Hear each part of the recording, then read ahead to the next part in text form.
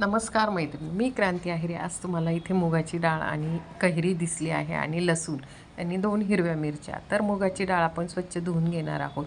त्याच्यानंतर लसूण सोललेला आहे तो खलबत्त्यात काढून घेणार आहोत आणि इथे ह्या 2 मिरच्या.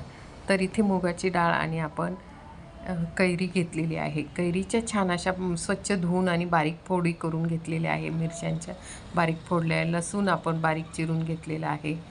तर इथे आता दुसऱ्या बाजूला आपण इथे कढईवर ते तेल टाकून आणि कढई ठेवलेली आहे गॅसवर. तर त्याच्यात छान अशी खमंग अशी ही फोडणी देत आहोत आपण. जिरं छान तडतडलं, जिरं मोहरी आणि पूर्ण रेसिपी बघा. खूप सुंदर अशी ही रेसिपी येणार आहे आणि अगदी स्वादिष्ट आणि वेगळ्या पद्धतीने आपण आज मुगाची जी डाळ आहे ती कशा पद्धतीने करणार आहोत. तर इथे आपण जशी फोडणी देतो तशी ही साधी फोडणी दिलेली आहे.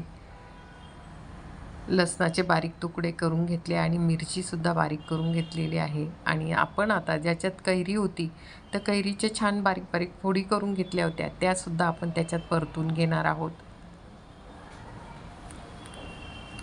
ह्या ठिकाणी अशा पद्धतीने तुम्हीसुद्धा असं करून बघा. खूप सुंदर अशी स्वादिष्ट अशी ही. तर आपण इथे कैरी छान अशी ही परतून घेतलेली आहे. त्याच्यात आपण आता इथे थोडीशी हळद, तर तुम्हाला वाटलं तर मिरची जर थोडी फिकट असेल तर थोडी तिखट मिरचीसुद्धा आपण याच्यात मसाला आपला जो घरचा मसाला असेल तो टाकू शकतो, किंवा तुम्हाला जर काही चवीपुरता वेगळा मसाला पाहिजे असेल तर तुम्ही त्याच्यात टाकू शकतात. आणि आपण इथे मसाला टाकून असं अर्धा एक मिनिट असं परतून घेतलेलं आहे. तर कैरी आपण तेलामध्ये अशी थोडीशी परतून घेतलेली आहे.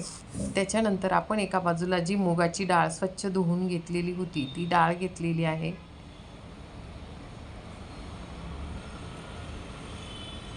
आणि ती मुगाची डाळ घेऊन आणि आपण इथे छान कैरीसोबत ती थोडीशी परतून घेतलेली आहे. एका बाजूला थोडंसं कोमट करायला आणि इथे आता चवीपुरतं मीठ टाकलेलं आहे.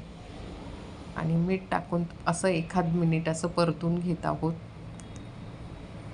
त्याच्यानंतर आपण एका बाजूला कोमट करायला पाणी ठेवलेलं होतं, तर ते कोमट करलेलं पाणी टाकलेलं आहे. आणि आपल्याला जितका रस्सा लागतो तेवढे रस्साही